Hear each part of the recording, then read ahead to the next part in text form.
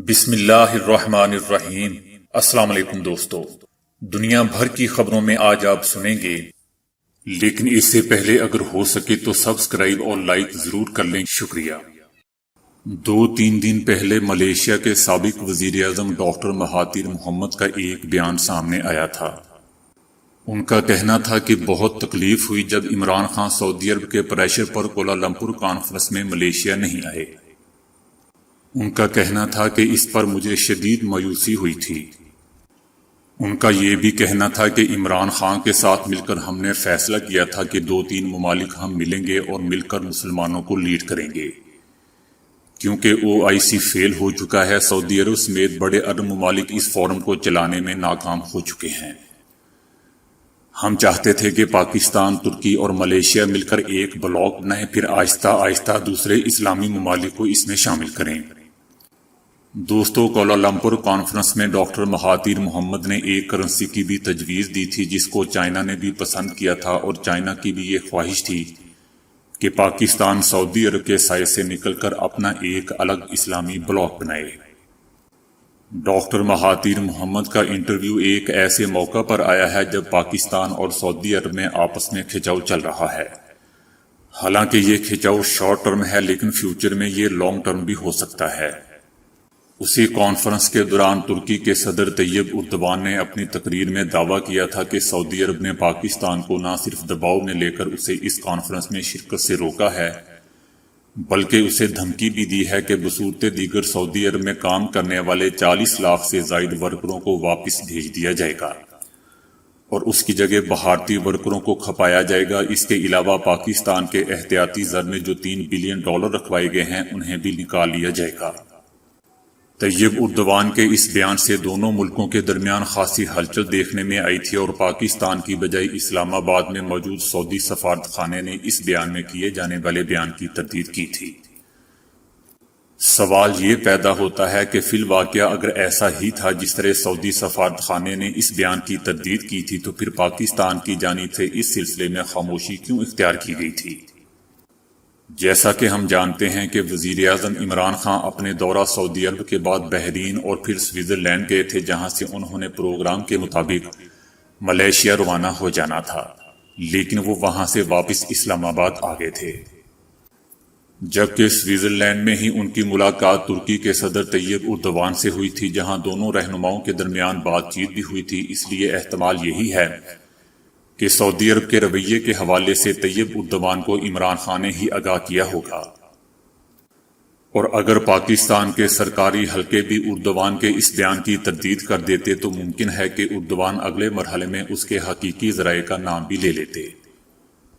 سعودی عرب کا موقف تھا کہ اس طرح OIC کی موجودگی میں مسلم دنیا کا کوئی اور پلیٹ فارم تشکیل نہیں دیا جانا چاہیے، کیونکہ اس طرح مسلم دنیا میں تقسیم کا تو اثر ابھرے گا۔ دوستو، انیس الرحمان لکھتے ہیں کہ اس موقف میں وزن لگتا ہے، لیکن یہ وزن اس وقت بے معنی لگنے لگتا ہے جب OIC کی آج تک کی کارکردگی پر نظر دوڑائی جائے۔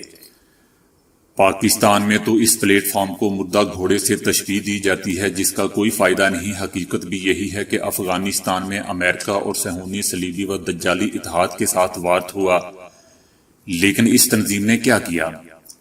عراق، شام، لیبیا، یمن، مقبوضہ فلسطین میں غزہ میں تباہی مچا دی۔ اس کے علاوہ مقبوضہ وادی کے مسلمان، بھارت کے مسلمان، روہنگیا مسلمانوں پر قیامت ٹوٹ جانا، لیکن اس پلیٹ فارم سے کوئی آواز بلند نہیں کی گئی۔ بلکہ یہ دیکھنے میں آیا ہے کہ OIC صرف عرب حکمرانوں کے مفادات کے تحفظ اور مسلمانوں کے اندر مغرب کی صلیبی، صہیونی و دجالی منصوبہ بندی کے خلاف رد عمل کو سرد خانے میں ڈالنے کا سبب بنی ہوئی ہے۔ ایسی صورتحال میں ملیشیا کے وزیر اعظم ڈاکٹر مہاتیر محمد جیسا بیدار مغز اور درد دل رکھنے والا لیڈر اس مردہ گھوڑے OIC کے متبادل نہ سوچے تو کیا کرے؟ اس حوالے سے پاکستان کو بھی اپنی خارجہ پالیسی کے حوالے سے سوچنا ہوگا۔ اس میں شک نہیں کہ سعودی عرب نے ہمیشہ پاکستان کے کڑے وقت میں اس کا ساتھ دیا ہے، لیکن اس سے بھی انکار ممکن نہیں کہ پاکستان کے عسکری ادارے ہی سعودی عرب کی لائف انشورنس کا کام دے رہے ہیں۔ شاہ خالد کے زمانے میں کئی برس تک پاکستانی افواج سعودی عرب کی حفاظت کے لیے موجود رہی ہے، اور آج بھی ان کا یہی عزم ہے۔ پاکستان کو بھی کوالالمپور کانفرنس میں لازمی شرکت کرنا چاہیے تھا۔ اس کے لیے سفارتی سطح پر پہلے سے ہی ایسی فضا بنا لینی چاہیے تھی کہ جس کے تحت سعودی عرب کی جانب سے کسی قسم کے اعتراض کی نوبت ہی نہ آتی اور اس تاریخی کانفرنس میں پاکستان کا حصہ بھی پڑ جاتا۔ اس کانفرنس میں قراردادیں یقیناً تاریخی نوعیت کی تھی، جس میں سب سے اہم بات ڈالر کے مقابلے میں سونے کے ذریعے مسلم دنیا کے درمیان تجارت کو فروغ دینا تھا۔ اس سلسلے میں کانفرنس میں شریک مسلم ملکوں نے اتفاق بھی کیا تھا۔ یہ تمام اہتمام ڈاکٹر مہاتیر محمد نے مسلم دنیا کو مغربی معاشی پابندیوں سے بچنے کے لیے ایک بڑا اور واضح پروگرام دیا تھا۔ دوستو، یاد رہے کہ ہر بڑی چیز کو زوال آتا ہے۔ دنیا پر سے ڈالر کی اجارہ داری یکدم ختم ہو جائے گی اور جن ممالک کے زر مبادلہ ڈالر کی شکل میں ہوں گے وہ گھر بیٹھے بٹھائے کنگال کر دیے جائیں گے۔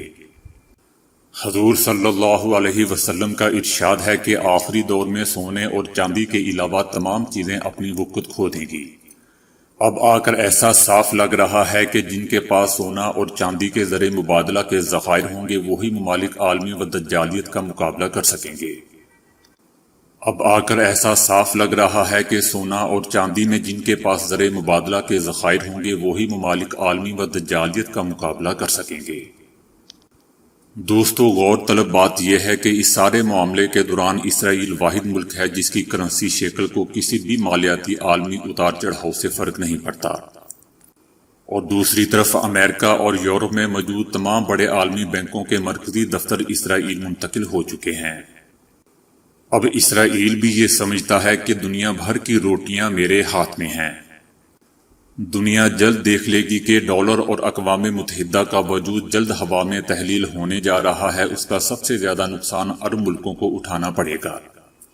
صدر ٹرمپ کے اقوام متحدہ کے ساتھ بیہیویئر سے لگتا ہے کہ دنیا جلد دیکھ لے گی کہ ڈالر اور اقوام متحدہ کا وجود جلد ہوا میں تحلیل ہونے جا رہا ہے۔ اس کا سب سے زیادہ نقصان عرب ملکوں کو اٹھانا پڑے گا کیونکہ ان کا تمام سرمایہ امریکہ اور یورپی بینکوں میں ڈالر کی شکل میں پڑا ہوا ہے۔ یہی دجالی اجارہ داری ہے جس کی خاطر پہلے عراق کے صدام حسین کو راستے سے ہٹایا گیا، کیونکہ صدام حسین نے سونے کے دینار کا منصوبہ بنا لیا تھا۔ اس کے ساتھ ساتھ اس نے عراقی تیل کی قیمت سونے کی شکل میں وصول کرنے کے کام کو آخری مراحل میں ڈال دیا تھا، لیکن پھر اس سے کویت پر حملے کی غلطی کروائی گئی اور اس کے بعد عراق کو ملبے کا ڈھیر بنا دیا گیا۔ یہی معاملہ لیبیا کے کرنل قذافی کا تھا۔ جب تک قذافی مغربی دنیا کے ساتھ اپنے تیل کے بھاؤ تو ڈالر میں کرتا رہا، اس کے خلاف کسی قسم کا کوئی انقلاب پیدا کرنے ہی نہیں دیا گیا۔ لیکن جیسے ہی اس نے مغرب سے تیل کی قیمت سونے میں وصول کرنے کا اعلان کیا اور افریقہ کی مشترکہ کرنسی کے نظام کو رائج کرنے کے لیے تمام افریقی ملکوں کو ساتھ ملایا تو اس کے خلاف عوامی انقلاب برپا کر دیا گیا۔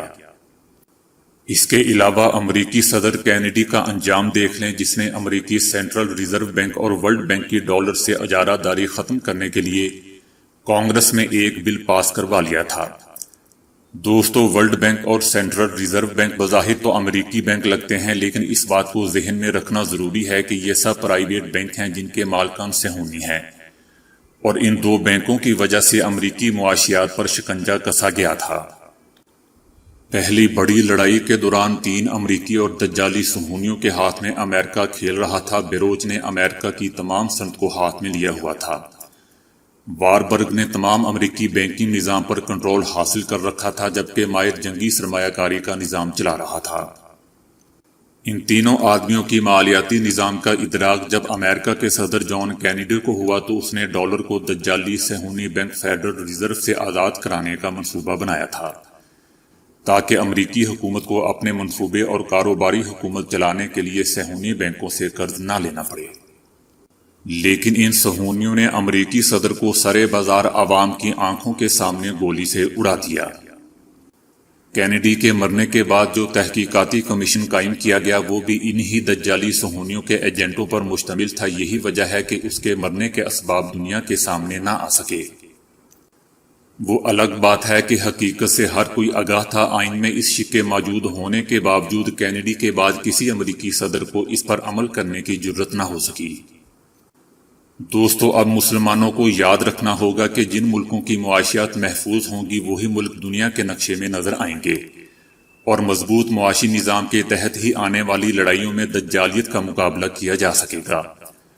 ڈاکٹر مہاتیر محمد نے اپنے حصے کا کام کر دیا ہے، اب مسلم ملکوں کو اس سلسلے میں مضبوط لاہ عمل ترتیب دینا ہوگا۔